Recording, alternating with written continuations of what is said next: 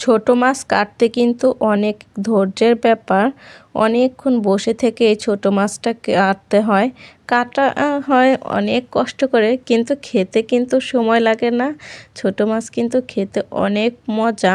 তো এই তো মাছগুলো কাটা বাছা শেষ। তো এখন রান্না করতে চলে আসার পালা।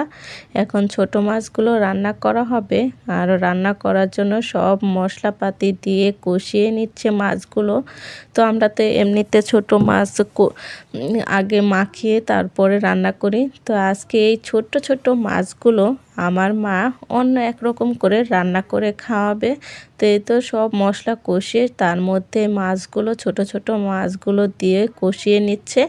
এরপরে আমার মায়ের ক্ষেতের পালং শাক দিয়ে এই মাছগুলো রান্না করবে আজকে। ক্ষেতের টাটকা পালং শাক আর মায়ের হাতের রান্না দুটো মিলেই কিন্তু অনেক মজার রান্না। আর এই তো শাকগুলো কিন্তু কষিয়ে নিচ্ছে। কষিয়ে নেওয়ার পরে এই তো শাকের মধ্যে এখন ছোট মাছগুলো দিয়ে দিল। তো এভাবে কে কে রান্না খাও কমেন্ট করে জানাবে।